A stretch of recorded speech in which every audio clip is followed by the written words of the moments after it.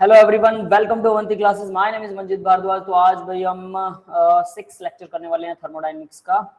तो चलिए स्टार्ट करते हैं। First of all thermodynamical equation. तो थर्मोडायनेमिकल इक्वेशन क्या होती है? When a balanced chemical equation not only indicate the quantity of the different reactant and product but also indicate the amount. देखो, balanced chemical equation को thermodynamic equation बोलते हैं, लेकिन उसके अंदर साथ में हम क्या डालते हैं वो तो आप लोगों को पता है कि बैलेंस्ड होती है इक्वेशन, लेकिन साथ में हम हीट निकल रही है इक्वेशन से या यहाँ हमने हीट इक्वेशन के अंदर डाल रखी है। ठीक है, जब ये दोनों चीजें भी हम ऐड कर देते हैं तो हम उसको बोलते हैं थर्मोडायनेमिक इक्वेशन। यस, क्लियर है बेटा थर्मोडायनेमिक इक्वेशन सभी को? Yes sir. मुझे अब एक डाउट है कि आप लोगों का लेक्चर नंबर 6 है। Are you sure about this? सभी श्योर है ना? Yes sir. ठीक है फिर ओके। प्रीवियस क्लास का भी एक लेक्चर चल रहा था, उस वजह से मेरे को डाउट हो रहा था। तो चलिए आगे बढ़ते हैं। तो थर्मोडायनेमिक इक्वेशन के अंदर अब आता है भाई हेस लॉ। थर्मोडायनेमिक इक्वेशन समझ में आ गई होगी, बस हम हीट को इंडिकेट कर देते हैं और कुछ नहीं है, वो थर्मोकेमिकल इक्वेशन हो जाती है। हेस लॉ देखिए क्या होता है। Hess law also called Hess law of constant heat summation is one of the important outcome of the first law of thermodynamics. ये फर्स्ट लॉ से ही बना है। ठीक है, the enthalpy change in a chemical or physical process is similar whether it is carried out in one step or several step। ये क्या कहता है? चाहे प्रोसेस को आप एक स्टेप में कर लो, चाहे 1000 स्टेप में कर लो, चाहे 10,000 स्टेप में कर लो, कुछ भी कर लो, अब किसी भी थर्मोडायनेमिकल इक्वेशन के अंदर टोटल एंथैल्पी रिएक्शन की सेम रहती है। सीधी सी बात, आप टुकड़ों में तोड़ के कर लीजिए, भले ही आप एक साथ कर लीजिए। जैसे यहाँ पे एग्जांपल दिखा रखा है, देखिए carbon plus oxygen carbon monoxide बन रहा है। आधा ऑक्सीजन लगाया मैंने, हाफ का मतलब एक ऑक्सीजन एटम। ठीक है, वैसे एक कभी होता नहीं है बट ये हम ऐसा कर सकते हैं, कोई दिक्कत वाली बात नहीं है। तो मान लीजिए इसमें x किलोजूल हीट जो है वो बाहर निकलती है। कार्बन जब ऑक्सीजन के साथ जुड़ेगा डेफिनेटली कंबशन होगा, कंबशन की हीट जो होती है वो डेफिनेटली नेगेटिव होती है, वो बाहर निकलेगी। यस, क्लियर है ये बात सबको? Yes sir. Yes sir. ठीक है, अब इसके बाद में क्या होगा भाई? अब नेक्स्ट मैंने क्या किया, कार्बन मोनोऑक्साइड को फिर से ऑक्सीजन के अंदर जोड़ दिया, हाफ ऑक्सीजन फिर से दे दिया, कार्बन डाइऑक्साइड निकल गया। मान लीजिए वाई हीट निकलती है। अब अगर मैं कार्बन को ऑक्सीजन, तीसरी रिएक्शन देखिए, कार्बन और ऑक्सीजन को इकट्ठा डायरेक्टली जोड़ता हूं और एक साथ सीधा कार्बन डाइऑक्साइड बनाता हूं। कार्बन मोनोऑक्साइड पहले बनाया, फिर कार्बन मोनोऑक्साइड से कार्बन डाइऑक्साइड बनाया, या फिर मैं डायरेक्ट कार्बन से ऑक्सीजन बनाता हूं, कैसे भी कर लो। ठीक है, टोटल हीट उतनी आने वाली है, यानी x plus y. Enthalpy of the reaction x plus y है, तो आप उसको दो टुकड़ों में तोड़ सकते हैं, चाहे 1000 टुकड़ों में तोड़िए, टोटल एंथैल्पी कभी चेंज नहीं होगी, चाहे आप टुकड़ों में मेजर कीजिए और चाहे आप एक साथ कर लीजिए। यस, क्लियर है बेटा ये सबको? Yes sir. है ना, सिंपल है हेस लॉ, नथिंग स्पेशल, बस नाम याद रखिएगा, नाम बहुत इंपॉर्टेंट है। ठीक है, और जब हम इसको यूज करेंगे तो डेफिनेटली उस टाइम पे इसका नाम तो आएगा ही आएगा। तो आगे देखते हैं बेटा, जैसे कि यहाँ पर अब कुछ दिखा रखे हैं कुछ रिएक्शंस। ठीक है, स्टेप 1 देखिए, सल्फर डाइऑक्साइड गैस फॉर्मेशन। मैंने आपको सिंपल एग्जांपल दिया था, यहाँ थोड़े से टिपिकल 1 देखते हैं जिसमें डाटा लिखा हुआ है।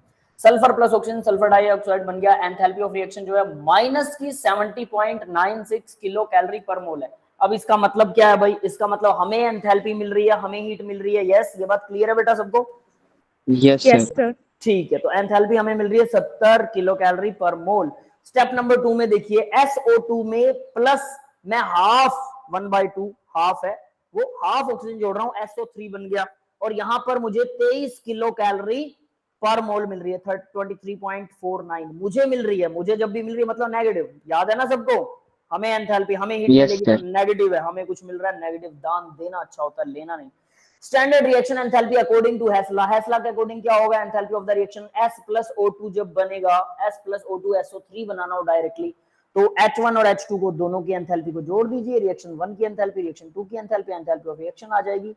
तो वो सीधा कितना आएगी? -70 -23 अप्रोक्सीमेट आ जाएगी, -94.95 अप्रोक्सीमेट -95 कह लीजिए किलो कैलोरी पर मोल। यस, क्लियर है? 1 और 2 को जोड़ दिया, यहां तक सबको समझ में आ गया ना? आसान है यहां तक तो। नेट रिएक्शन देखिए, अब जरा नेट रिएक्शन क्या है। सल्फर प्लस 3/2 ऑक्सीजन है, ये ध्यान दे लेना, ये 3/2 ऑक्सीजन है ना, नीचे लिखा हुआ है, मैंने मेंशन किया, इसमें बाय का साइन नहीं लगा हुआ था। SO3 बन गया, एंथैल्पी ऑफ रिएक्शन 94.95 किलो पर मोल, किलो कैलोरी पर मोल। तो ये दोनों एंथैल्पी सेम है, तो हेस लॉ यही कहता है, टुकड़ों में तोड़कर कीजिए चाहे एक साथ इकट्ठी कर दीजिए, टोटल एंथैल्पी ऑफ रिएक्शन कभी नहीं बदलती। क्लियर है सबको? Yes, sir. Therefore in reactions H1 H2 H3 H4 ये सब बराबर रहेंगे, ठीक है। और एक चीज बता रहा हूँ बेटा, बोलते रहिएगा। आज मैंने जैसा आपको बोला कि मेरा इंटरनेट थोड़ा स्लो है, तो अगर आप मेरे को आंसर्स देते रहेंगे, ठीक है, वरना मेरे को पता नहीं लगेगा मेरा इंटरनेट कब कनेक्शन चला गया, ठीक है। तो है ना, ठीक है। तो चलिए आगे बढ़ते हैं अब जरा।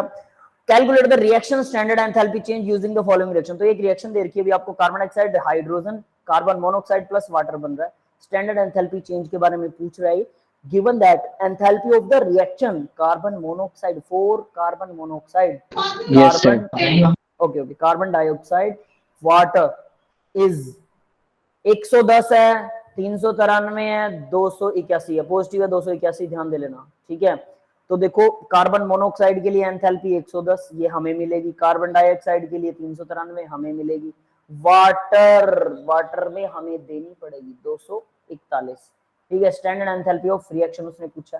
तो देखिए भाई कैसे करेंगे, ध्यान दे लेना। कार्बन डाइऑक्साइड की स्टैंडर्ड एंथैल्पी चेंज कैलकुलेट करनी है, और गिवन दे रखा है standard enthalpy, delta H note लगा हुआ है ना, एच नोट का मतलब स्टैंडर्ड एंथैल्पी होता है। ये बात कंफर्म है सभी को?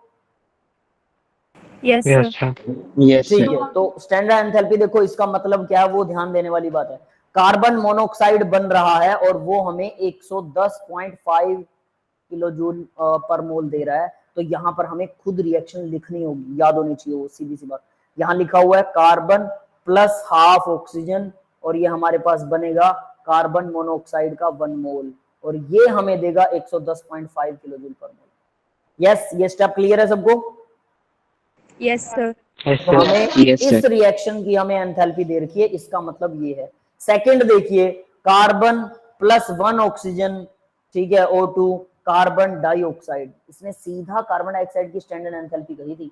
कार्बन मोनोऑक्साइड से नहीं बनेगा ये, कार्बन में ऑक्सीजन जोड़ेंगे कार्बन डाइऑक्साइड बनेगा, और ये देता है टोटल 393.5, यानी कि माइनस की है, ये भी डेफिनेट है, हमें ही एनर्जी मिलेगी। कार्बन मोनोऑक्साइड बनेगा तब भी हमें मिलेगी, कार्बन डाइऑक्साइड बनेगा तब भी हमें मिलेगी। कार्बन से बन रहा है, तो कार्बन और ऑक्सीजन स्टैंडर्ड स्टेट में है। स्टैंडर्ड स्टेट में जब दोनों रिएक्ट करते हैं तो स्टैंडर्ड एंथैल्पी ही रिलीज होती है, इस चीज को मेंशन करना।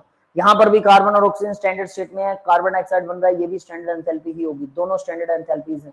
तीसरा देखिए, वाटर के लिए उसने बोला हाइड्रोजन, हमें पता हाइड्रोजन गैस ऑक्सीजन गैस ये दोनों स्टैंडर्ड होते हैं, ठीक है, और इनसे वाटर बनता है, तो ये भी स्टैंडर्ड एंथैल्पी होगी। इस टाइम पर स्टैंडर्ड एंथैल्पी कितनी बन रही है, हाइड्रोजन प्लस ऑक्सीजन से ये बन रहा है 241.8 किलो जूल पर मोल। यस, क्लियर है सबको? Yes, sir. ठीक है। तो 1 2 3 तीन रिएक्शंस हैं। उसने क्या पूछा था, उसने ऊपर जो रिएक्शन दी है हमें ये बनानी है, carbon dioxide hydrogen carbon monoxide plus water, ये रिएक्शन बनानी है कैसे भी करके। प्लस वाटर और कार्बन मोनोऑक्साइड एक साइड है, ध्यान दो, ये चीज ध्यान दो भाई। कार्बन मोनोऑक्साइड और वाटर हमारे राइट साइड में है, कार्बन मोनोऑक्साइड और वाटर ये दोनों हमारे राइट साइड में, मतलब इक्वेशन नंबर 1 और 3 को जोड़ दो। यस, क्लियर है? Yes, sir. तभी Yes, ये sir. आएगा। और 2 को घटा दो, क्यों घटाएं, क्योंकि भी दूसरी तरफ क्या है, कार्बन डाइऑक्साइड है, सबसे ऊपर वाली रिएक्शन देखो, और हाइड्रोजन है। हाइड्रोजन तो ये रहा, कार्बन डाइऑक्साइड है, CO2 CO2 इस तरफ है राइट साइड, तो अगर मैं इसको माइनस कर दूंगा और फिर इसको इधर ले आऊंगा तो ये दूसरी तरफ आ जाएगी। यस, क्लियर है ये बात? Yes, sir. Yes, sir. Sir एक बार और बता देना। बताता हूं बेटा, देखो सबसे ऊपर वाली रिएक्शन को फोकस करना है। देखो कार्बन डाइऑक्साइड जो सबसे ऊपर क्वेश्चन में रिएक्शन दे रखी है, मैं उसको राउंड राउंड लगा रहा हूं, दिख रही है ना सबको? Yes, yes sir. ठीक है। तो देखो Yes, sir. ये रिएक्टेंट और प्रोडक्ट है हमारे पास। तो प्रोडक्ट कह रहा है कार्बन मोनोऑक्साइड और वाटर है, तो मुझे राइट साइड में कार्बन मोनोऑक्साइड और वाटर चाहिए। कौन सी रिएक्शन में है? Just found it. सबसे पहले तो ये रिएक्शन लिखनी आनी चाहिए आपको, तीनों ये लिख ली। इसके बाद में कार्बन मोनोऑक्साइड और वाटर कौन सा है, एक तो ये रहा कार्बन मोनोऑक्साइड और वाटर है यहाँ पर, यानी कि इक्वेशन नंबर 1 ये रही 1 और इक्वेशन नंबर 3, इन दोनों के अंदर ही कार्बन मोनोऑक्साइड और वाटर हैं। यस, क्लियर है बेटा? Yes, sir. Yes sir. ठीक है। तो यानी पहली और तीसरी इक्वेशन तो जुड़ेगी, सीधी सी बात ये है। तो मैंने पहली और तीसरी इक्वेशन जोड़ दी, कार्बन मोनोऑक्साइड और हाइड्रोजन वाटर का मैंने हिसाब किताब कर दिया। अब देखो ऊपर वाली इक्वेशन में और क्या दिया हुआ है, वो कह रहा है कार्बन डाइऑक्साइड और हाइड्रोजन लेफ्ट साइड में है, तो हाइड्रोजन ये रही लेफ्ट साइड में, ठीक है, ये तो लेफ्ट में ही है। थर्ड इक्वेशन मैंने जोड़ी थी फर्स्ट, तो इसमें लेफ्ट में आ गई, मुझे कोई दिक्कत नहीं है, सीधा ही आ गई। और वो कह रहा है कार्बन डाइऑक्साइड भी होनी चाहिए, CO2, ये रहा CO2, दिख रहा है सभी को CO2? Yes, sir. Yes, तो sir. CO2 मुझे लेफ्ट में चाहिए, जबकि सेकंड इक्वेशन में CO2 है और वो राइट साइड में है, तो इसको लेफ्ट में लाना, तो क्या करूं, साइन चेंज कर दो, माइनस कर Yes, दो, sir. यानी Positive रहेगा. फर्स्ट और थर्ड इक्वेशन को जोड़ दो, सेकंड इक्वेशन को माइनस कर दो। यहां पर देखो मैंने लिखा 1 + 3 माइनस में 2। यस, दिख रहा है सबको ये? Yes, sir. क्लियर है बेटा सबको? क्या करना है, यस सर। Yes, है sir. ना? तो देखिए क्या किया, 241.8, ये कौन सी इक्वेशन से आया, थर्ड इक्वेशन से, और पहली इक्वेशन पे -110 जो साइन है वो लगा रहेगा, आप साइन मत उल्टा कर देना। ये दोनों तो जुड़ गई, और घटाई कौन सी मैंने, सेकंड वाली घटा दी, तो सेकंड वाली माइनस कर दी, तो देखो 293.5 के आगे माइनस था ऑलरेडी, मैंने माइनस किया तो 2 बार माइनस हो गया, तो ये प्लस का बन गया। यस, और देखिए आपके लेफ्ट साइड में आपको प्लस का 393.5 है। यस, क्लियर है बेटा? Yes sir. Yes, sir. तो टोटल 2 प्लस के हैं, 1 माइनस का, नॉर्मल मैथमेटिक्स से सीधा सॉल्व कीजिए, 524.8 किलो जूल पर मोल आ जाएगा। किसकी स्टैंडर्ड एंथैल्पी आ गई, carbon dioxide, hydrogen, carbon monoxide और वाटर, जो ऊपर उन्होंने रिएक्शन दी उसकी स्टैंडर्ड एंथैल्पी ये आ गई। यस, क्लियर है ये क्वेश्चन सबको? Yes, sir. तो देखिए क्वेश्चन आसान ही है, कुछ नहीं है, लेकिन आपको कुछ चीजें याद होनी चाहिए। मैं फिर से बता रहा हूँ, स्टैंडर्ड एंथैल्पी जो सबसे पहले हमने किया था, मैंने बहुत इंपॉर्टेंट मार्क किया था उसको, पता नहीं वो सेकंड थर्ड लेक्चर में था या फोर्थ में था शायद, है ना, कार्बन प्लस ऑक्सीजन। तो ये दोनों स्टैंडर्ड स्टेट मानी गई है, कार्बन में ग्रेफाइट को स्टैंडर्ड स्टेट माना है, ऑक्सीजन को गैस में स्टैंडर्ड स्टेट माना है। ये जब बनाते हैं कोई प्रोडक्ट तो ये भी standard enthalpy of carbon monoxide ही निकलता है, क्योंकि इन दोनों की तो जीरो है, तो इसकी जो भी एंथैल्पी आती है वो standard enthalpy of carbon monoxide है, और यही उसने दी हुई थी। क्लियर है ये बात? तो ये आपको पहले से आना चाहिए। यस बेटा? Yes, sir. Yes, sir. इसकी लॉट्स ऑफ इक्वेशंस हैं, वो आपको प्रैक्टिस करनी होगी, एनसीईआरटी की प्रैक्टिस भी देखिएगा।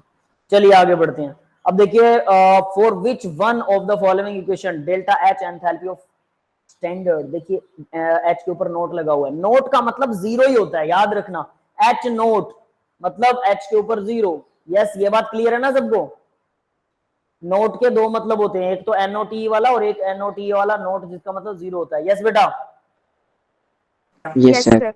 ठीक है, तो यहां पर देखिए enthalpy equation is one of the, क्या बोल रहे हैं, for which one of the following equation is enthalpy, standard enthalpy react equal to enthalpy of formation of for the product की जो फॉर्मेशन की एंथैल्पी है और जो स्टैंडर्ड एंथैल्पी है दोनों सेम है ना, इक्वल है। किसमें है? तो देखिए पहली इक्वेशन है ज़ैनन और फ्लोरीन, फ्लोरीन गैस होती है स्टैंडर्ड स्टेट में, ज़ैनन भी गैस होती है स्टैंडर्ड स्टेट में, दोनों स्टैंडर्ड में, ये बन रहा है, गैस बन रही है, तो ये इसकी जो एंथैल्पी ऑफ फॉर्मेशन होगी, इसकी एंथैल्पी होगी जीरो, इसकी होगी जीरो, फ्लोरीन और ज़ैनन की, तो इसकी जो भी एंथैल्पी ऑफ फॉर्मेशन होगी वो एक्चुअल में एंथैल्पी ऑफ रिएक्शन भी होगी। यस, क्लियर है पहले वाला? Yes, sir. दूसरा देखिए CH4, कार्बन प्लस हाइड्रोजन को जोड़ने पर CH4 बनेगा, यानी कि इसकी जो स्टैंडर्ड एंथैल्पी है वो हमें निकालनी पड़ेगी पहले। फिर क्लोरीन की स्टैंडर्ड एंथैल्पी तो जीरो होती है, कोई दिक्कत नहीं है, फिर उससे ये बन रहा है प्लस ये बन रहा है, तो इनकी जो स्टैंडर्ड एंथैल्पी बनेगी भी, इसको तो हमें फाइंड करना पड़ा ना CH4 को, तो ये स्टैंडर्ड वाली, क्योंकि ये दोनों जीरो नहीं है तो इनकी फॉर्मेशन की एंथैल्पी और इनकी स्टैंडर्ड एंथैल्पी दोनों सेम नहीं है। यस, क्लियर है? Yes, sir. ये समझ में आया ना? नेक्स्ट देखिए नाइट्रोजन और O3, हमें पता है हम तो O2 को लेते हैं स्टैंडर्ड, O3 को तो लेते ही नहीं है ना, तो ये तो स्टैंडर्ड है नहीं, तो इसकी फॉर्मेशन की एंथैल्पी स्टैंडर्ड एंथैल्पी नहीं हो सकती है। यस, क्लियर है ये भी? Yes, sir. नेक्स्ट देखिए carbon monoxide plus oxygen gas, carbon monoxide और ऑक्सीजन, कार्बन मोनोऑक्साइड को तो बनाना पड़ता है ना कार्बन प्लस ऑक्सीजन से, तो ये भी स्टैंडर्ड नहीं है डेफिनेटली, तो इसकी कार्बन डाइऑक्साइड की जो एंथैल्पी यहां से निकलेगी वो स्टैंडर्ड एंथैल्पी नहीं होगी, क्योंकि बीच में कोई ऐसा प्रोडक्ट है जो स्टैंडर्ड स्टेट में नहीं था। यस, क्लियर है बेटा? Yes, sir. ठीक है, तो ये AIPMT 2003 के अंदर क्वेश्चन आया था, तो ये अब आपको इजीली लगा होगा। Standard enthalpy of formation, elemental state, all reactant elemental state में हो तभी स्टैंडर्ड एंथैल्पी फॉर्मेशन होता है। यस, क्लियर है ये सबको? नीचे जो लिखा हुआ बेटा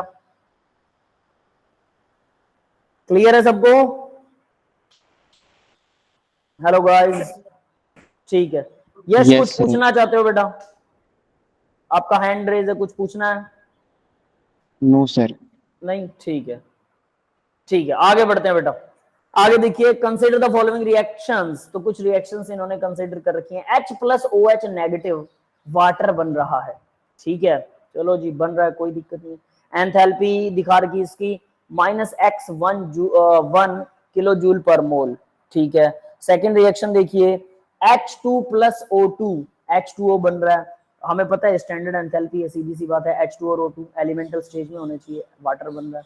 carbon dioxide plus hydrogen, hydrogen elemental state में, कार्बन डाइऑक्साइड तो बनाना पड़ता है, तो ये तो नहीं है, ठीक है, तो ये भी वही हो गया। यहाँ H पॉजिटिव और OH, ये भी वही हो गया। ये सेम ही क्वेश्चन पूछ रहा है क्या, C2H2 और O2, C2H2 को बनाना पड़ता भी, एलिमेंटल स्टेज में नहीं है ये, carbon dioxide plus hydrogen water बनेगा, कोई दिक्कत नहीं है। अभी कह रहा है enthalpy of formation of water is, water की एंथैल्पी ऑफ फॉर्मेशन बताना है, तो इस इक्वेशन से निकलेगी वो, इक्वेशन नंबर सेकंड से। यस, क्लियर है? Yes sir. जो कि -X2 किलो जूल पर मोल होगा। बाकी सभी में जहां वाटर बन रहा है सबकी एंथैल्पी दे रखी है इसने, लेकिन सभी एंथैल्पियां गलत हैं, बस ये बता रहा है। यस, क्लियर है बेटा?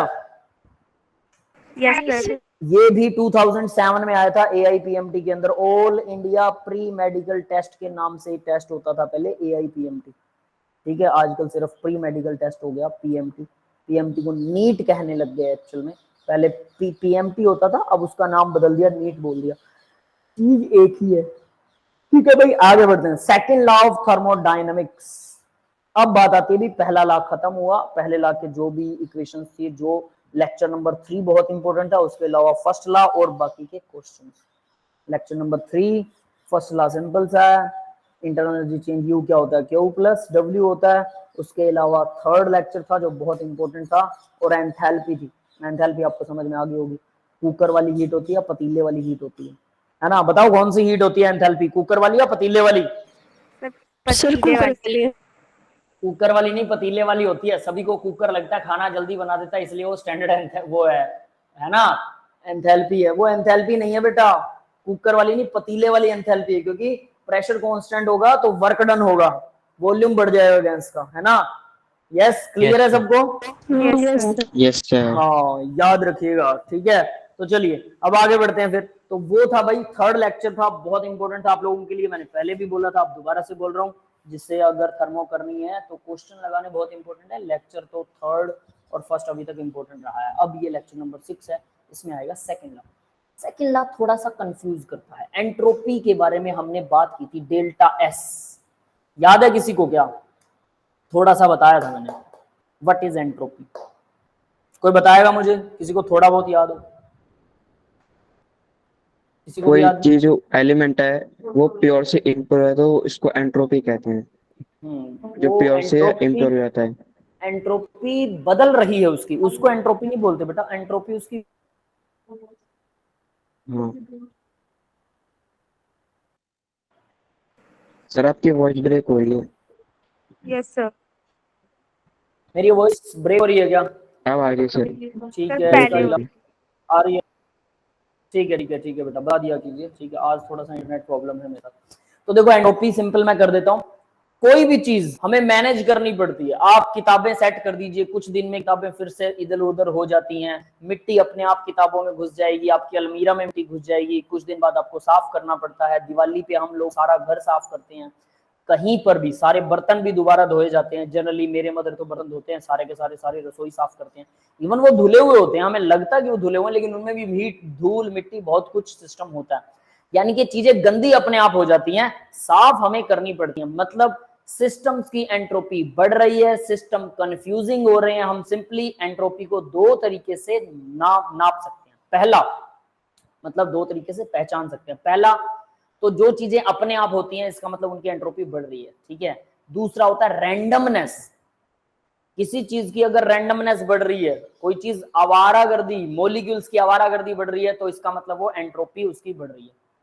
तो जिसको मैं पहला बोल रहा था, पहले को आप ऐसा याद रख सकते हैं कि कंफ्यूजन्स क्रिएट होना, चीजें गंदी होना मतलब मिक्स होना, ठीक है। चीजों में मिक्सिंग होती है, प्योर नहीं रहती, इसका मतलब एंट्रोपी बढ़ रही है। पहला पॉइंट लिख लो कहीं पे भी।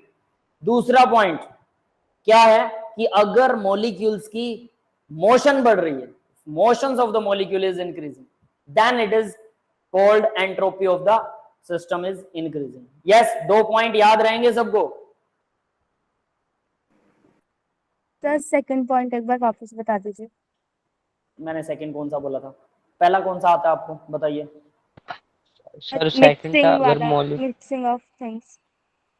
हाँ, मिक्सिंग, कोई भी दो चीजें मिक्स हो रही हैं, अगर प्योरिटी खराब हो रही है तो इसका मतलब वो क्या है, एंट्रोपी बढ़ रही है। दूसरा क्या है, अगर मॉलिक्यूल्स का मोशन बढ़ रहा है, आपने सॉलिड से लिक्विड बना दिया, लिक्विड में हमें पता है मूवमेंट ऑफ मॉलिक्यूल होता रहता है लगातार, सारा दिन घूमते रहते हैं पानी के मॉलिक्यूल अंदर ही अंदर। यस, यस और सर।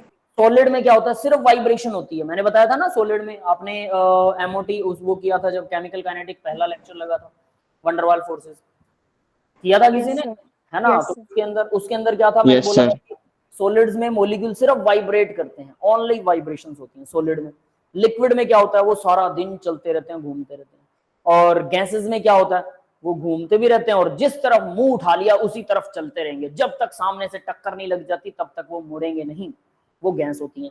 तो यानी कि अगर मोशन बढ़ रही है तो इसका मतलब एंट्रोपी बढ़ रही है, सीधी सी बात है। काइनेटिक एनर्जी अगर मॉलिक्यूल्स की बढ़ रही है, ठीक है, इसका मतलब एंट्रोपी बढ़ रही है। यस, क्लियर है सबको? Yes sir. Yes sir. Yes sir. Pure से कोई चीज इम्प्योर हो रही है मतलब एंट्रोपी बढ़ रही है। दो ही पॉइंट है एंट्रोपी की, सीधी सी बात है, ठीक है। तो चीजों की एंट्रोपी मतलब, अब हम इसे जनरल लाइफ में अगर देखें तो देखो, चीजें अपने आप सेट नहीं होती, हमें करनी पड़ती है ना। आप लोगों को पढ़ना पड़ता है तब जाके पढ़ाई आती है। अगर पढ़ाई अपने आप आ जाए तो, अपने आप इन द सेंस आप अपने आप बड़े हो रहे हो, आप कोई ज्यादा कुछ कर रहे हो क्या बड़ा होने के लिए, कुछ कोशिशें कर रहे हो लगातार?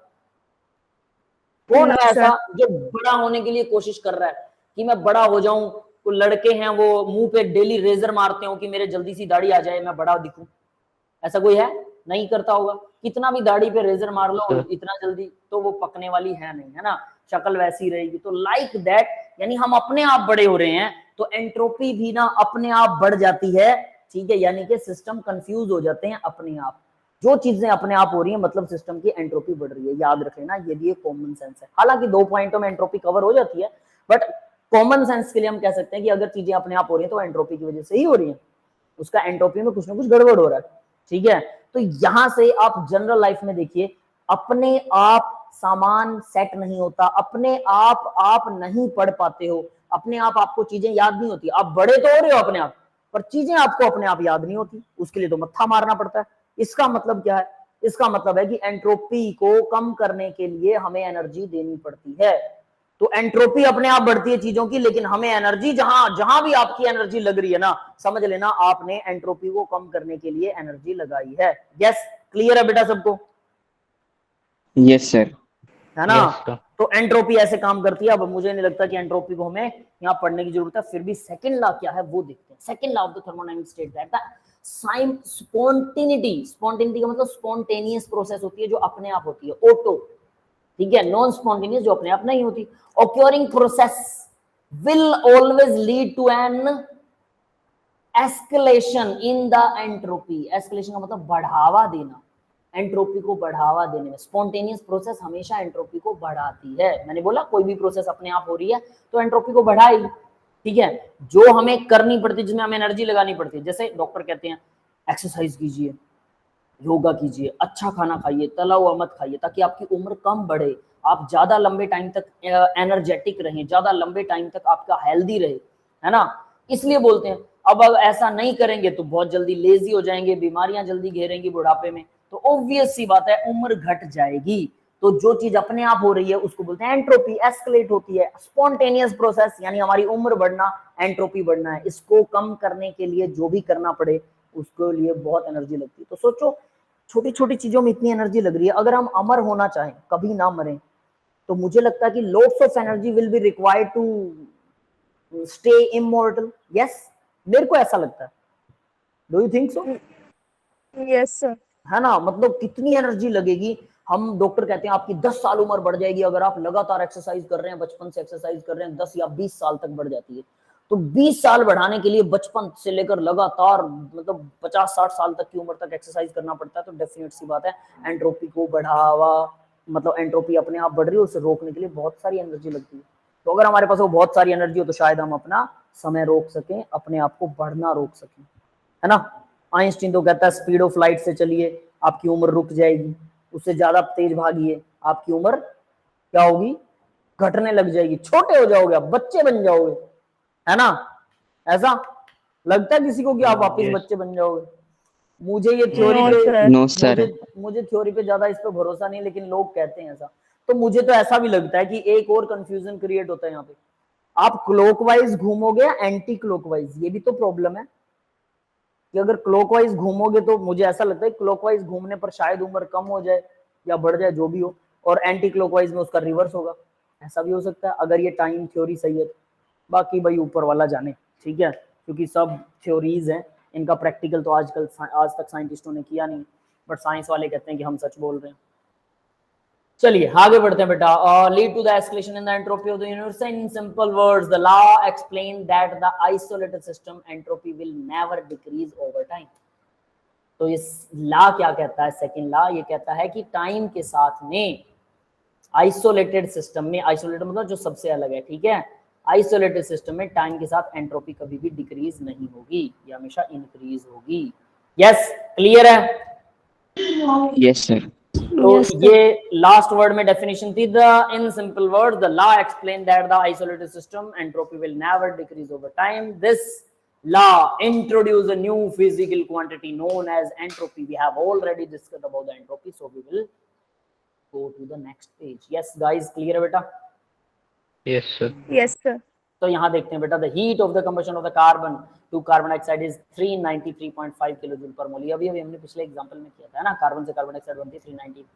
Yes sir.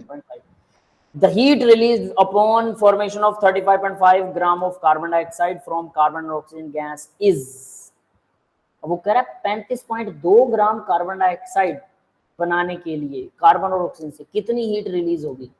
तो भाई सबसे पहले बैलेंस इक्वेशन लिखिए, carbon plus oxygen carbon dioxide बन रहा है, 93.5 किलोजूल पर मोल हीट रिलीज हो रही है। यस बेटा, ये इक्वेशन सबको समझ में आ गई? Yes sir. Yes, sir. Yes, sir. अब वो कहता है कि आपके पास में formation of 35.2 gram carbon dioxide बना रहे हो आप, तो ये कार्बन डाइऑक्साइड कितनी होती है भाई, 1 मॉलिक्यूल लिखा हो, 1 मोल है, ये मॉलिक्यूल नहीं है ना। कितना होता है 1 मोल में कार्बन डाइऑक्साइड में, कार्बन में 12, ऑक्सीजन 16 प्लस 16 32 44. 44, तो 44 ग्राम पर मोल, मतलब कि ये अगर 1 मोल बन रहा है तो इसका मतलब 44 ग्राम बन रही है।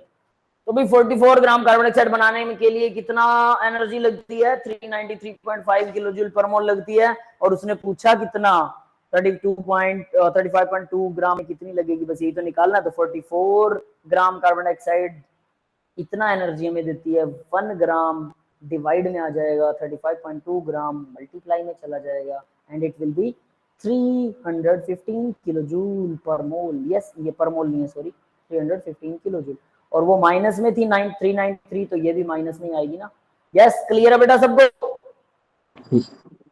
Yes sir. हाँ जी, मोल कॉन्सेप्ट का सिंपल क्वेश्चन है, कुछ नहीं है, कुछ भी नहीं है, सिर्फ मोल कॉन्सेप्ट है। आगे बढ़ते हैं बेटा।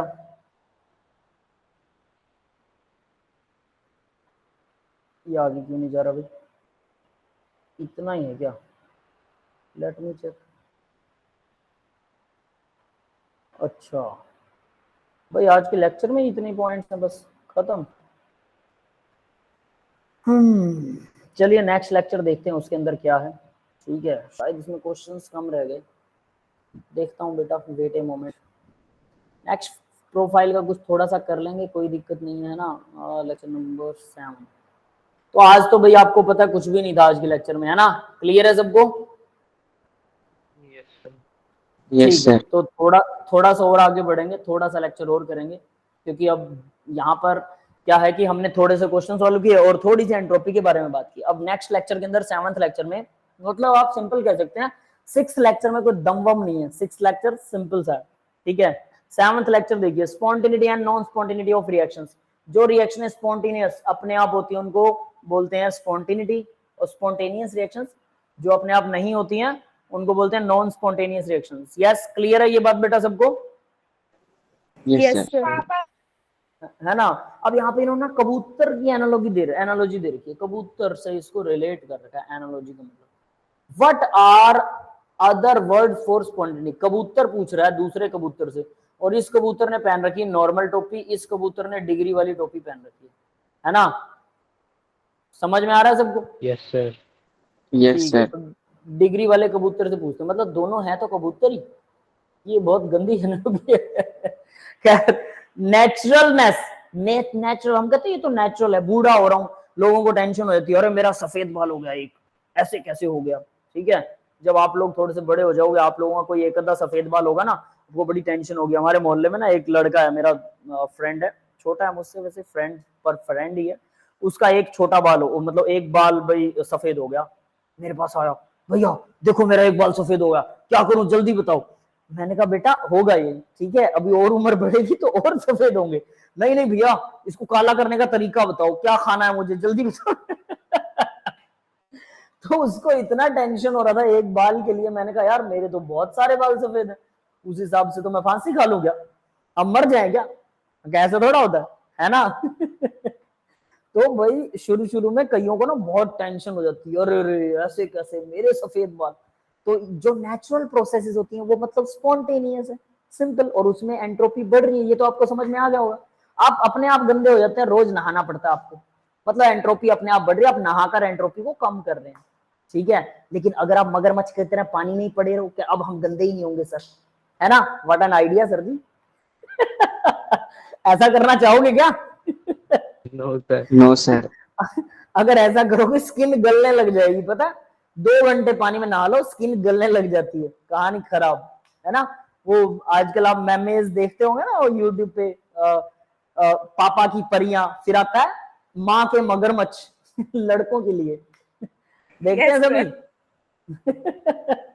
तो भाई लड़के मगरमच्छ की तरह ही होते हैं ना, ऐसा कुछ, लड़कियां भी कोई वो नहीं होती हैं, खैर मजाक किसी का भी बनाया जा सकता है। बी सिंसियर, हमने समाज को ना करप्ट कर दिया, हम हर किसी को गाली देते हैं, वो लड़कियां जो बोलते हैं वो लोग ऐसी होती हैं वैसी होती हैं, वो हमारी मदर्स भी कभी लड़कियां थी, हमारी बहन भी लड़कियां हैं, तो हम किसका डिसरिस्पेक्ट कर रहे हैं, सोचने वाली बात है ना। बट हमने माहौल ऐसा बना दिया है कि हमें ये चीजें कॉमन नजर आती हैं, रिस्पेक्ट वाली बात पर हमें लगता है कि ये तो ट्रेडिशनल है, बेवकूफ है, बुढ़े लोगों की सोच है। That's not the good thing बेटा, सोचना जरूर इन चीजों, है ना। मजाक करना चलो अच्छी बात है, लेकिन किसी, कहते हैं ना, किसी स्पीसीज का मजाक नहीं उड़ाना चाहिए, चाहे वो कबूतर ही क्यों ना हो, समझ लो। और कबूतर को पता नहीं है कि मेरा मजाक उड़ाया जा रहा है, इसलिए कबूतर ठीक है ना। चलो कोई ये मेरे को बताएगा कि संस्कृत में गधे को क्या कहते हैं? सर नहीं पता। चलो मैं बताता हूँ, संस्कृत को गधे के अंदर, गधे मतलब गधे को, सॉरी, संस्कृत के अंदर रासब बोलते हैं, रासब, रासब, सुना है कभी? No sir. सर नहीं दूसरा सर, नाम सुना है, वो याद नहीं आ रहा अभी। वो याद नहीं आ रहा, हाँ एक और नाम होता है इसका, मुझे भी वो याद नहीं है। खैर जैसा भी है, तो देखो मतलब हम लोग, हमने जो हिंदी में वर्ड्स बनाए हैं, और आपको एक कमाल की बात बताता हूँ, आज यहाँ से मेरे को एक चीज याद आई। आपको पता लैंग्वेज का जो साइंटिफिकली आधार है, और कुछ मतलब कुछ साइंटिस्टों का मानना है कि लैंग्वेज जो है ना वो औरतों ने मतलब लेडीज ने वो की है, इजाद की है, नारी शक्ति ने इजाद की है लैंग्वेज, आदमियों के बस का नहीं था। हम लोग जनरली सुनते हैं ना, लड़कियों को बहुत जल्दी इंग्लिश बोलना आ जाता है, बहुत जल्दी सीख लेती हो, ये बात से most of the guys agree करते होंगे। अगर किसी लड़के को लगता है कि नहीं नहीं मेरी इंग्लिश लड़कियों से भी फर्राटेदार है, तो डेफिनेटली उसको अपने हार्मोन चेक करवाने चाहिए, ही शुड बी, यस। समझ में आ रही है बात? तो लड़कियां बहुत Yes. जल्दी, लड़कियां बहुत जल्दी लैंग्वेज सीख जाती हैं इसका। और यहां से साइंटिस्टों ने एक अंदाजा लगाया कि माँ ही हमें बोलना सिखाती है, हमारी माँ, है ना, रेस्पेक्ट हर। तो Yes, भाई sir. सिंपल सी बात है कि लैंग्वेज को इजाद जिन्होंने किया ना सबसे शुरू में, वो मदर्स ने ही किया था, मदर्स ने। और कहते हैं कि हमारी जो हिंदी गाली मतलब हिंदी लैंग्वेज है, उसमें गाली नहीं थी पहले, इसके अंदर ये उर्दू और ये इंग्लिश और ये दूसरी इधर उधर की भाषाएं मिक्स हो गई हैं अभी। तो शुद्ध हिंदी में गालियां नहीं थी, शुद्ध संस्कृत में गालियां नहीं थी, और भारत की जितनी भी बोली जाने वाली भाषाएं हैं जो संस्कृत से इवॉल्व हुई हैं, उसके अंदर गालियां नहीं थी, बिल्कुल भी नहीं, एक भी भाषा में गाली नहीं थी। और आज हम लोग गाली देकर ही बोलते हैं अपने दोस्तों को, इवन गर्ल्स टू, लड़कियां भी गाली देती हैं एक दूसरे को, मतलब क्या भाषा होगी। और हम लोग कहते हैं कि हम पढ़े लिखे हैं। पढ़ा लिखा एक वर्ड है ना, अब मुझे उससे ना थोड़ी सी चिड़ सी होने लगी है, पता है, क्योंकि पढ़ने लिखने के बाद हम गालियां, ठीक है, असभ्यता, डिसरिस्पेक्ट, है ना, ये चीजें सीखते हैं, बड़ों का सम्मान करना भूल गए। पढ़ने लिखने का एक ही मतलब मुझे समझ में आया कि पढ़ने लिखने के बाद इंसान पैसे कमाने लग जाता है थोड़े से, इसलिए उसमें अकड़ आ जाती है। बस घमंडी और पैसे कमाने वाले इंसानों को पढ़ा लिखा इंसान बोलते हैं। रिस्पेक्ट करने वाले, असलियत में संस्कार और पढ़े लिखे में फर्क होता है। संस्कारी पढ़ा लिखा होना बहुत बड़ी बात है। तो सोचिए, गालियां ही नहीं थी लैंग्वेज में, कमाल नहीं है? तो गालियां ही नहीं थी, और आज हम गाली देते हैं तो कितने बैड लेवल्स की गालियां निकालते हैं, अपनी ही मदर सिस्टर को वगैरह को, बाप को गालियां निकालते रहते हैं। हमारे ही माँ भाई बहन को गालियां निकाल रहे हैं, किसको निकाल रहे हैं? है ना, सोचने वाली बात है। तो बिना गालियों के, और मैं आपको ना एक किस्सा सुनाता हूँ, बहुत इंटरेस्टिंग किस्सा, मैंने वहां से ये चीज सीखी थी और अपने लाइफ में उसको ग्रैब करने की कोशिश की है मैंने हर कदम। तो हमारा एक प्रिंसिपल सर थे, ठीक है, वो ना आप करके सामने वाले की इंसल्ट कर देते थे, आप करके बहुत प्यार से बोलते थे, बड़ा रिस्पेक्ट से बोलते थे, लेकिन फिर भी सामने वाले की इंसल्ट कर देते थे। और मैंने वो चीज सीखी अपनी लाइफ में कि अगर सामने वाला हमसे बदतमीजी कर रहा है तो उसका हम डिसरिस्पेक्ट नहीं करेंगे, उसको आप कह के ही बोलेंगे, लेकिन सामने वाले की बैंड बजाएंगे। ये होती है असली आपकी लैंग्वेज की पावर। अगर आपको सही में वर्ड्स का सही यूज करना आता है तो वैसे यूज कीजिए। तो नेचुरलनेस जिसे बोलते हैं वो भी एंट्रोपी होती है। भी चलो अपने टॉपिक पर आते हैं, स्पॉन्टेनिटी। क्लियर है? स्पॉन्टेनियस का मतलब अपने आप होना, नेचुरलनेस, स्पॉन्टेनियस, ईज, आराम। जो चीजें अपने आप होती हैं आराम से होती हैं। आप पड़े रहिए, सफाई मत कीजिए, मिट्टी तो अपने आप डली जाएगी कमरे में, है ना? क्लियर है सबको? Yes, sir. Yes, sir. अनरेजिस्टेंस, जो रेजिस्ट ना करे किसी चीज को। रेजिस्ट मतलब जो रुकता नहीं, मतलब जो चीजें अपने आप होती है रुकती थोड़ा अपने से, है ना? फिर आगे देखिए, इंजेनियसनेस, इंजीनियस, ठीक है, एक वर्ड है ये भी। फ्रैंकनेस, फ्रैंक मतलब आवारागर्दी होती है, फ्रैंकनेस का मतलब सिंपली ये कह सकते हैं, फ्रैंक होना किसी चीज का, मतलब वो किसी से भी मिलजुल लेता है, ठीक है, फ्रैंक नेचर है उसका, इधर उधर घूमता रहता है, अपने आप नेचर है उसका। फ्रीडम, आजादी। वैसे नेचुरलनेस को, नेचुरल प्रोसेसेस को या स्पॉन्टेनिटी को फ्रीडम कहना ये वैसे तो सही नहीं है, बट हम कह सकते हैं कि वो आजाद है। फिर अबेंडन भी एक वर्ड है, अनकंस्ट्रेंट भी एक वर्ड है। ये सारे वर्ड्स हैं, सिमिलर वर्ड्स हैं, बकवास है, ठीक है? आपको सिंपल मतलब समझ में आया ना? That's enough. यस बेटा, क्लियर है? Yes, sir. Yes, sir. ठीक है। स्पॉन्टेनियस का मतलब वो तो होता है। एंट्रोपी क्या होती है? भी randomness, freedom to move. Entropy का मतलब यही है, मिक्सिंग इंक्रीजेस एंट्रोपी, हाइड्रोजन और ऑक्सीजन मिक्स हो जाना किसी चीज का, इम्प्योर हो जाना और रैंडम होना, ठीक है? That is the 2 points which define the entropy. हम एंट्रोपी के बारे में डिस्कस कर चुके हैं, अब बस पढ़ेंगे। तो देखिए एंट्रोपी के लिए मैंने क्या लिखा है। एंट्रोपी वर्ड का मतलब है रैंडमनेस। रैंडमनेस का मतलब आवारागर्दी, जो लगातार घूमते रहते हैं इधर उधर, उनको बोलते हैं रैंडम, ठीक है? कहीं पर भी हो सकती, कोई चीज कहीं भी हो सकती है, उसको बोलते हैं random. Freedom to move, randomness का मतलब है freedom to move. Yes, clear है बेटा सबको? Yes, sir. Yes, sir. तो देखिए, सॉलिड से लिक्विड बन रही चीज, लिक्विड से गैस बन रही है, तो क्या हो रहा है? रैंडमनेस बढ़ रही है ना? Yes, sir. Yes, sir.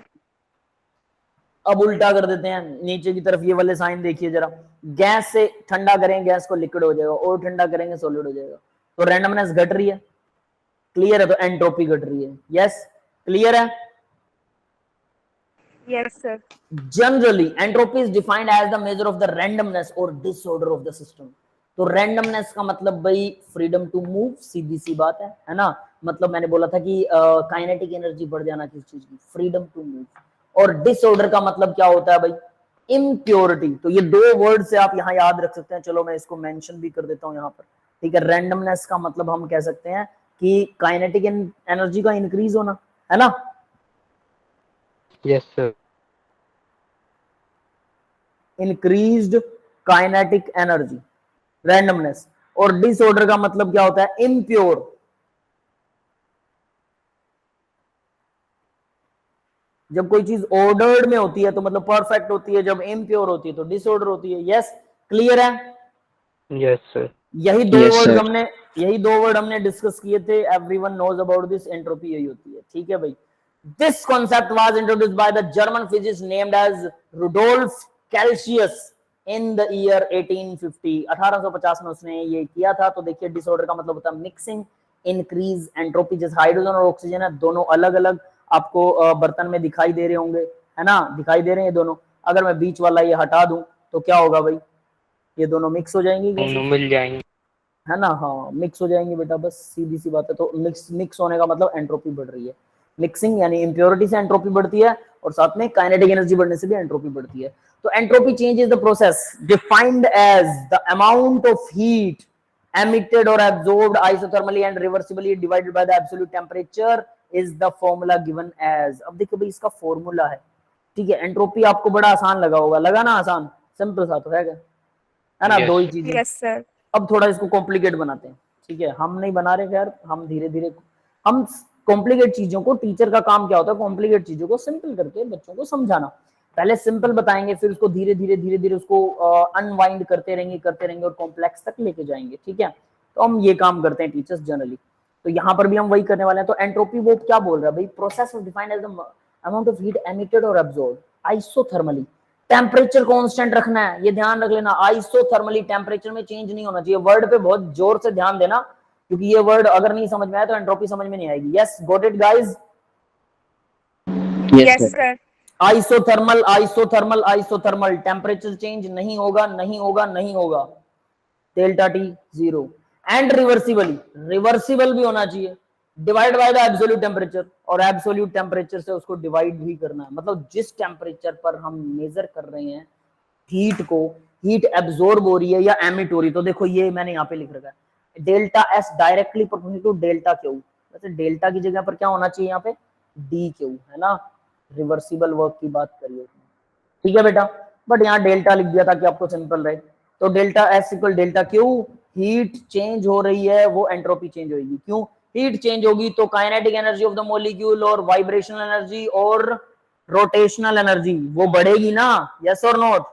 Kinetic के साथ में यहाँ पे वाइब्रेशनल एनर्जी और रोटेशनल एनर्जी भी लिख रहा हूं। यस, क्लियर है सबको? Yes, sir. ठीक है। तो ये तीनों अगर बढ़ रही हैं तो डेफिनेटली टेम्परेचर चेंज होना हो, हीट चेंज होनी चाहिए, है ना।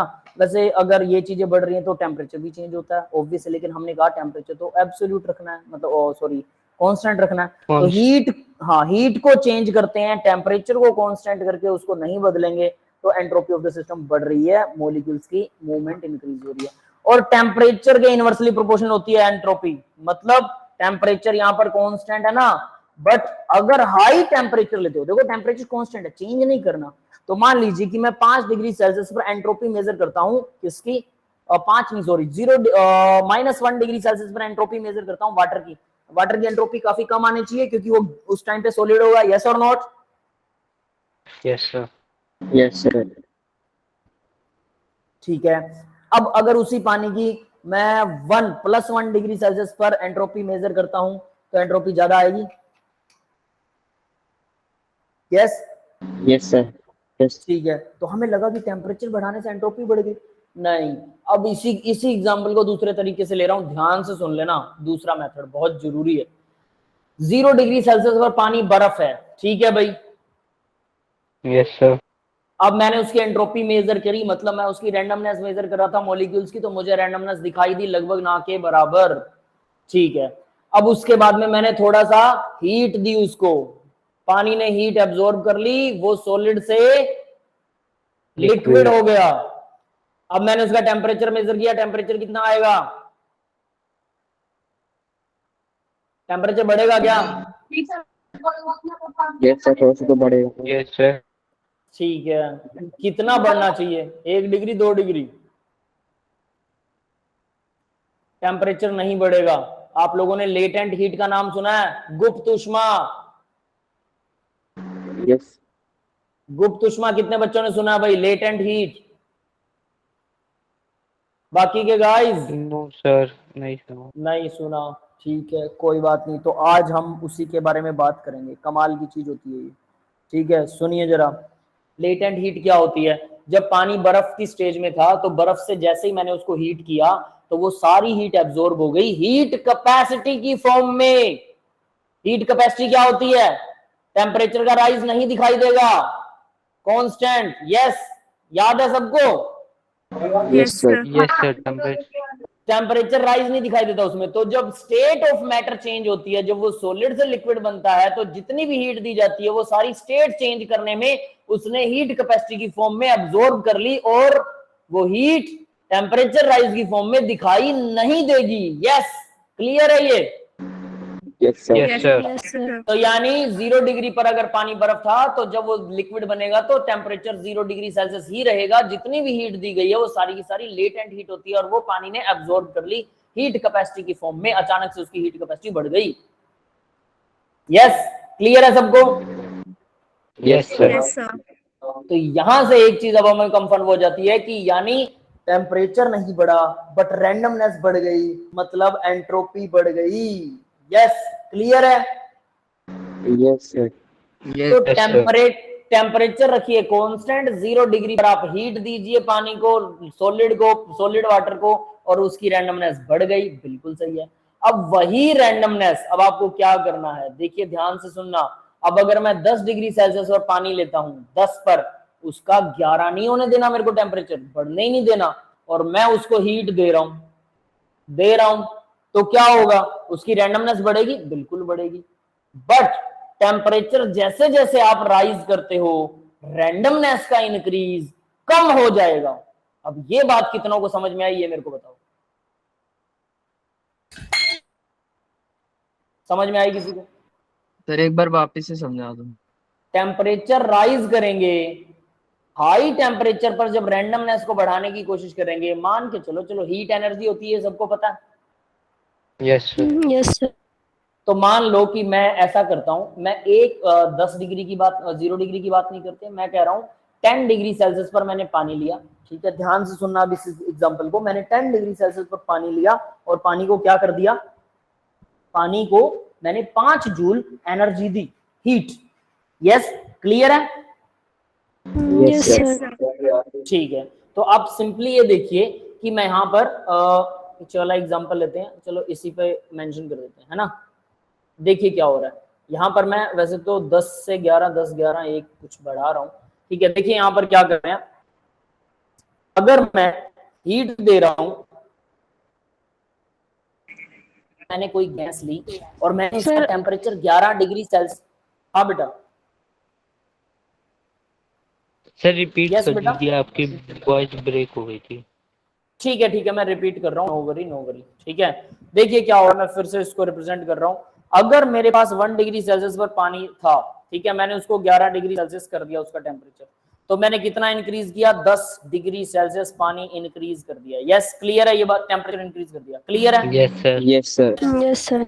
हालांकि यहाँ पर टेम्परेचर चेंज हो रहा है लेकिन हीट भी चेंज हो रही है, तो मैं टेम्परेचर चेंज को अगर मैं फिक्स कर दूं कि 10 ही डिग्री चेंज करना है, यहाँ पर मैंने 1000 डिग्री पर वही चीज ली और मैंने उसका टेम्परेचर 10 ही डिग्री चेंज किया, तो देखो पहले जो रैंडमनेस थी, पहले जो डेल्टा एस की वैल्यू थी, 10 डिग्री बढ़ाने पर जो डेल्टा एस की वैल्यू बनेगी, डेल्टा एस, ठीक है, और 1000 डिग्री पर जो डेल्टा एस था और 1010 डिग्री पर जो डेल्टा एस आएगा, तो इन दोनों का जो change of change delta S है ना, मतलब यहां पर डेल्टा एस की वैल्यू मान लो 3 है, यहां पर जब डेल्टा 11 की बात करता हूं डिग्री सेल्सियस टेम्परेचर में, यहां पर मान लो डेल्टा एस की वैल्यू 10 है, तो भाई चेंज कितना आया बताओ?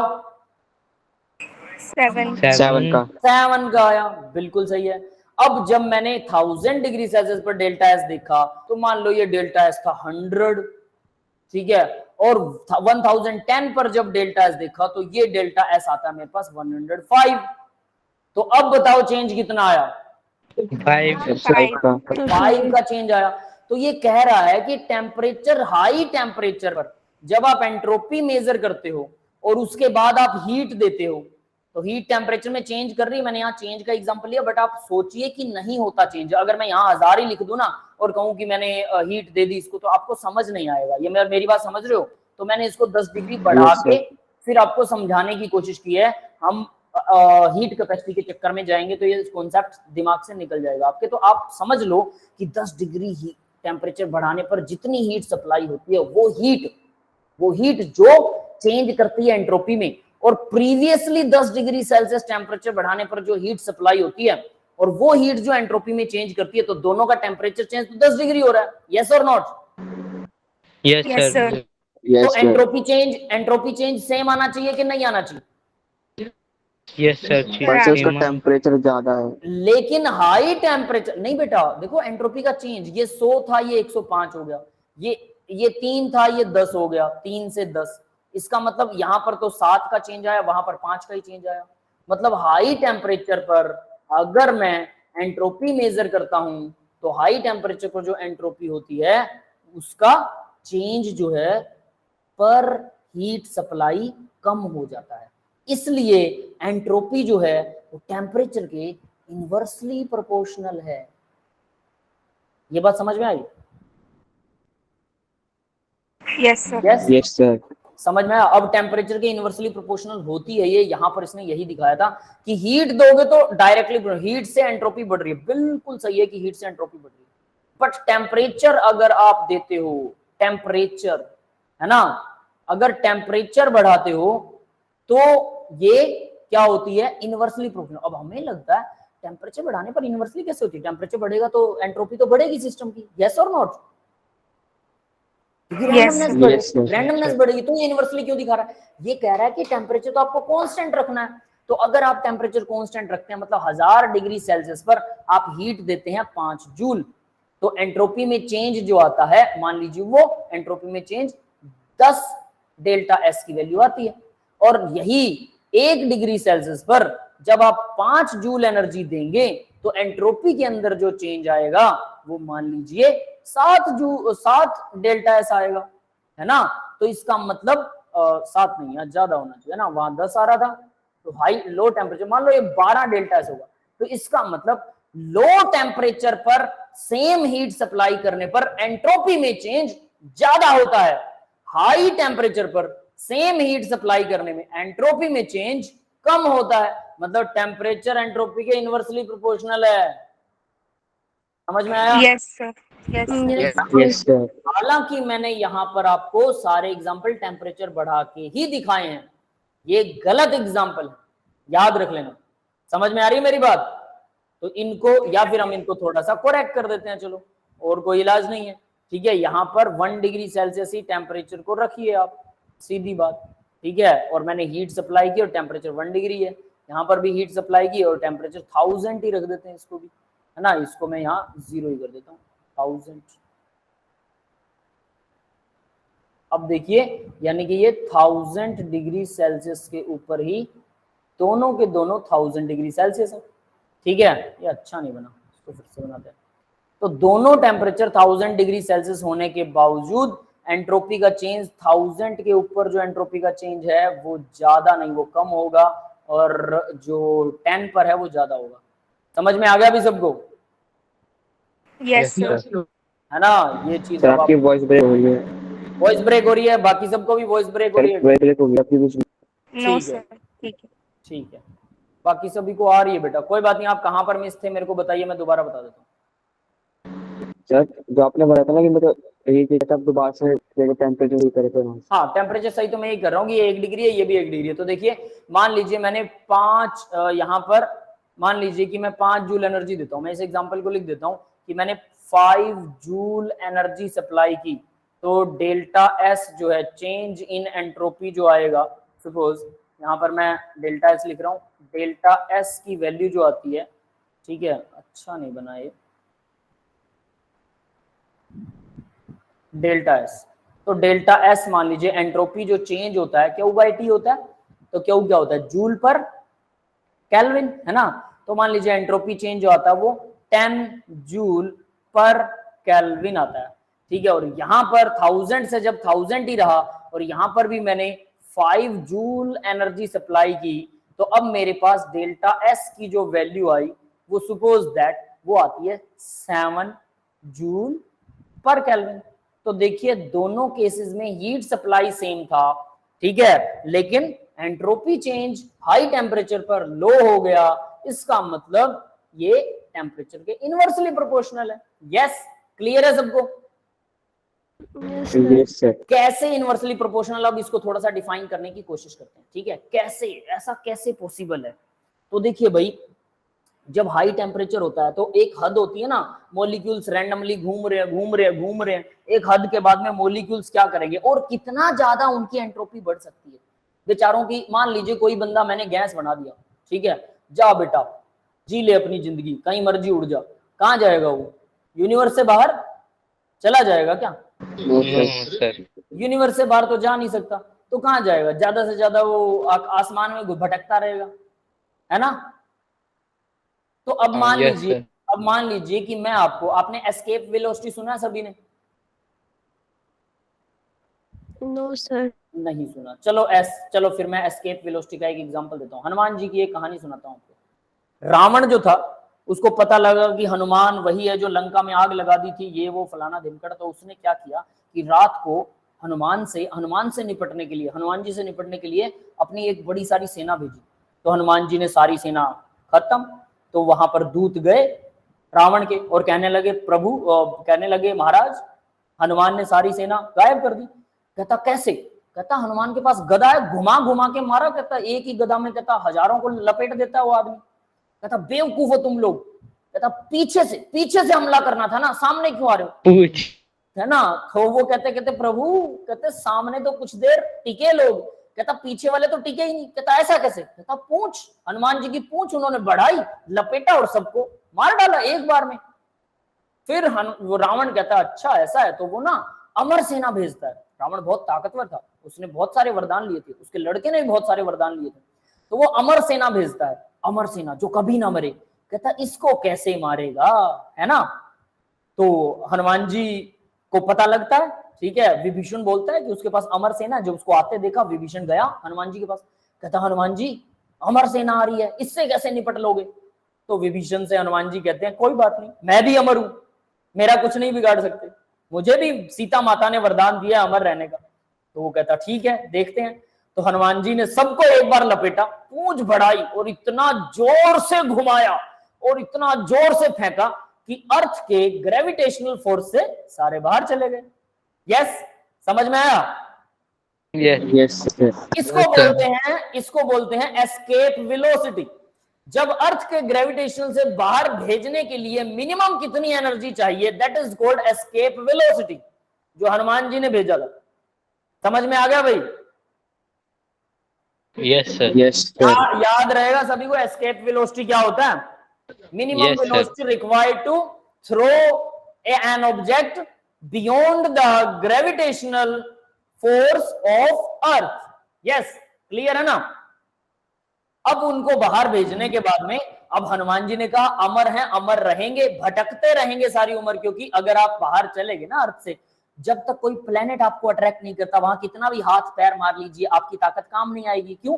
Action and reaction are equal and opposite. आप किसी ऑब्जेक्ट को धक्का मारोगे तभी वो ऑब्जेक्ट आपको अब रिवर्स डायरेक्शन में धक्का मारेगा ना, आप रुक ही नहीं सकते, आपके पास ब्रेक ही नहीं है। समझ गए? चलते रहोगे। Yes sir. तो हनुमान जी Yes, ने उनको sir. इतना जोर से फेंका कि वो चलते रहे। कोई प्लेनेट आएगा तो उनको अट्रैक्ट कर लेगा, वहां अमर रह भी जाएंगे। तो काय का अमर, क्या करेंगे अमर रहकर, ऐसी अमरत्व का क्या फायदा, है ना? तो वैसे ही, तो ये जो है ना, ये जो सिस्टम मैंने आपको ये एस्केप वेलोसिटी क्यों बताई, कि अगर आप किसी चीज को एनर्जी दे रहे हैं, उसकी रैंडमनेस बढ़ रही है, और दे रहे हैं और बढ़ रही है, और दे रहे हैं और बढ़ रही है, एक हद आएगी, उसके बाद क्या बढ़ जाएगी? No sir. नहीं बढ़ेगी। तो मतलब जैसे जैसे आप एनर्जी दे रहे हैं, उसकी हद के पास जा रहे हैं, तो उसकी जो बढ़ रही है ना एंट्रोपी, वो उतनी स्पीड से नहीं बढ़ेगी जितना बढ़नी चाहिए। यानी कि जब हनुमान जी ने उनको फेंका बाहर, तो उनकी जो एस्केप वेलोसिटी थी, अगर मैं उससे 100 गुना स्पीड से भी बाहर फेंक दूं, क्या फर्क पड़ेगा उससे? जाना तो उन्होंने बाहर ही है। ये समझ में आ रहा है? Yes sir. आप एस्केप वेलोसिटी से कितना भी ज्यादा फोर्स से किसी चीज को बाहर भेज दीजिए, उसने जाना यूनिवर्स में ही है और वो लगातार घूमता ही रहेगा उसके ऊपर। अब उसकी एंट्रोपी पे कोई फर्क पड़ने वाला नहीं है। तो एक हद के बाद एंट्रोपी पर फर्क पड़ना बंद हो जाता है। उस हद से पहले, क्योंकि वो बंद हो गया था ना, तो उस हद से पहले वो कम भी तो हुआ होगा ना एंट्रोपी पर फर्क पड़ना। समझ रहे हो? तो टेम्परेचर जैसे जैसे बढ़ाओगे, एंट्रोपी पर फर्क पड़ना, एंट्रोपी का रैंडमली बढ़ना कम होता जाएगा। इसलिए टेम्परेचर राइज नहीं होना चाहिए। टेम्परेचर मिनिमम और एंट्रोपी, अगर हीट मिनिमम टेम्परेचर पर हीट सप्लाई करते हो तो एंट्रोपी ज्यादा ज्यादा इंक्रीज होती है। ये है असली कहानी। यस, क्लियर है बेटा सबको? Yes sir. Yes sir. Yes, Deepak बेटा बोलिए, क्या डाउट है आपका? सर मेरी क्लास अभी थोड़ी देर के लिए लेफ्ट हो गई थी, लास्ट में एस्केप वेलोसिटी कर रहा था सर, उसके बाद समझा दोगे एक बार? हाँ बिल्कुल। मैं कहां तक किया था आपने? मैंने एक एग्जांपल दिया था हनुमान जी वाला। वो कर लिया था? Yes, सर वो अलग कर लिया था हनुमान जी का। बस फिर देखो, अगर मान लीजिए हनुमान जी उनको 100 गुना और ज्यादा पावर से बाहर फेंक देते, तो क्या उनकी एस्केप वेलोसिटी तो मिनिमम जितनी फेंकना था उतना तो है ही, उससे ज्यादा पावर से फेंकते तब भी तो वो अर्थ के ग्रेविटेशन से बाहर ही जाते ना, कोई फर्क पड़ता उनपे? No sir. बस वो थोड़ा सा जल्दी चले जाते, बस इतना सा था, है ना? तो वैसे ही एंट्रोपी है। एंट्रोपी आप जब आप हीट दे रहे हो लो टेम्परेचर पर, तो एंट्रोपी रैंडमनेस बहुत ज्यादा बढ़ जाती है, लेकिन कितनी ज्यादा बढ़ेगी, एक हद आएगी ना, उस हद के बाद तो वो जीरो होगी, फिर तो नहीं बढ़ेगी। उस हद के बाद उसका बढ़ना बंद हो जाएगा, तो उस हद से पहले उसका बढ़ना कम भी तो होगा ना, मतलब वो रेट उसका स्लो हो जाएगा ना बढ़ने का। यस, ये बात समझ में आ रही है? Yes sir. तो जैसे जैसे टेम्परेचर बढ़ता है एंट्रोपी का बढ़ने का रेट जो है वो स्लो हो जाता है, समझ गए? स्लो रेट से बढ़ती है। यस, क्लियर है? Yes, sir. Yes. उसकी रैंडमनेस ऐसे कम होती है। उसको फील कीजिएगा कि मान लीजिए कि 100 डिग्री सेल्सियस पर गैस के मॉलिक्यूल बहुत जबरदस्त तरीके से टक्कर मार रहे हैं, ठीक है, हमें लग रहा बड़ा जबरदस्त रैंडम है। अब आपने उसको 1 डिग्री सेल्सियस और टेम्परेचर की एनर्जी दे दी, टेम्परेचर नहीं बढ़ाया, एनर्जी दे दी कि 1 डिग्री जितना बढ़ जाए, लेकिन एनर्जी दे दी, तो वो 100 से थोड़ी सी एनर्जी का इंक्रीज होगा, थोड़ा सा होगा ना, थोड़ा सा, ठीक है। लेकिन अगर 1 डिग्री पर आप 1 डिग्री और की हीट दे देते हैं, 1 डिग्री पर 1 और डिग्री की हीट दे देते हैं, तो जो राइज होगा वो डबल नहीं हो जाएगा? Yes sir. आपके पास 1 रुपया, मैंने 1 रुपया दे दिया, आपके पास 2 हो गए, डबल। आपके पास 100 रुपये, मैंने 1 रुपया दिया, आपके पास 101 हुए, क्या फर्क पड़ा? 100वां हिस्सा बढ़ गया, 100वां हिस्सा घंटा बढ़ा, ना के बराबर बढ़ा। इसीलिए हाई टेम्परेचर पर एंट्रोपी का रेट डाउन हो जाता है, inversely proportional entropy. Yes, clear है बेटा? Yes sir. बस यही कहानी थी, ठीक है, समझ में आ गया होगा भाई सबको? Yes, sir. तो एंट्रोपी का फॉर्मूला ये रहा आपके सामने देवी और सज्जनों। डेल्टा एस जो होता है वो क्यू बाई टी होता है, सीधा सीधा लें तो delta S equal Q by T, that is delta S equal Q by T. Yes, clear है भाई सबको? Yes. Yes, sir. Yes, sir. ठीक है, तो यहां पर अब देखिएगा जरा, क्यू रिवर्सिबल आइसोथर्मल लिखा हुआ है, ध्यान से पढ़ लेना इसको, क्यू रिवर्सिबल आइसोथर्मल, ये वाला फॉर्मूला, और टी एब्सोल्यूट टेम्परेचर होता है। यस, क्लियर है बेटा सबको? Yes, sir. तो बस यही है एंट्रोपी की कहानी, ठीक है भाई। अब आगे देखते हैं प्रॉपर्टीज ऑफ एंट्रोपी। तो देखो भाई, क्यू बाई टी होता है डेल्टा क्यू बाई टी पर मोल के केल्विन पर मोल होता है। तो मेरे ख्याल से इतना ही छोड़ देते हैं, है ना?